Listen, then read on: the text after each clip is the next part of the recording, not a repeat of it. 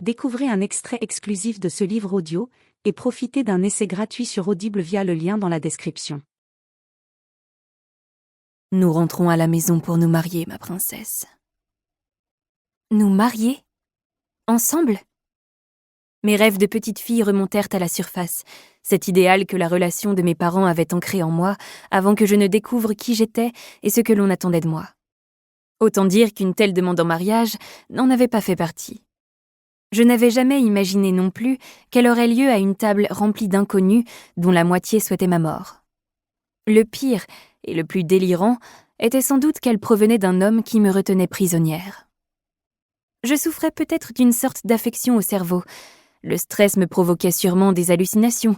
Après tout, j'avais dû surmonter la mort de nombreuses personnes, ainsi que sa trahison à lui. Sans parler du fait que je venais d'apprendre que je descendais du peuple d'Atlantie, un royaume que j'avais cru à l'origine de tous les malheurs du mien. Alors oui, des hallucinations dues au stress étaient bien plus crédibles que ce qui était réellement en train de se passer. J'étais figée.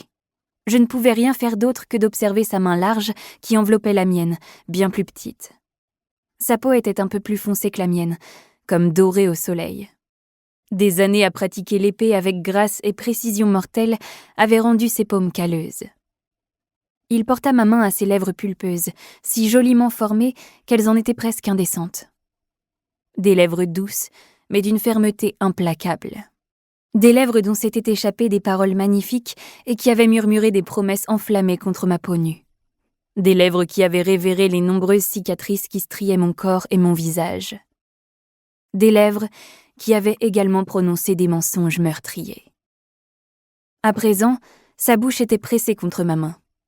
Quelques jours plus tôt, j'aurais chéri ce geste et l'aurais trouvé extrêmement tendre. Les choses simples telles que tenir la main de quelqu'un ou l'embrasser chastement m'avaient toujours été interdites. Être désiré ou ressentir du désir également. Pendant longtemps, j'avais accepté mon sort. Jusqu'à ce qu'il déboule dans ma vie. Je détournais le regard de nos mains jointes. Ses lèvres se retroussaient déjà en coin. Le fantôme d'une fossette se creusait sur sa joue droite, et sa bouche légèrement entr'ouverte révélait la pointe de ses canines acérées. Ses cheveux tombaient dans son cou et sur son front. Ils étaient si noirs qu'à la lumière du jour, le soleil les parait de reflets bleutés.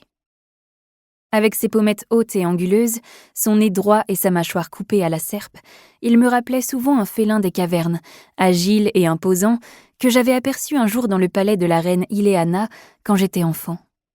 Il avait été magnifique, mais à la manière des prédateurs sauvages et dangereux. Lorsqu'il plongea son merveilleux regard ambré dans le mien, je sentis mon cœur s'emballer. Je savais que je regardais Hawke. Une vague glacée me submergea alors que j'interrompais cette pensée. Ce n'était pas son nom. J'ignorais même si le personnage de Hawke Flynn avait été inventé de toutes pièces ou s'il avait volé l'identité d'une personne bien réelle après l'avoir massacrée. Je craignais bien qu'il s'agisse de la seconde option.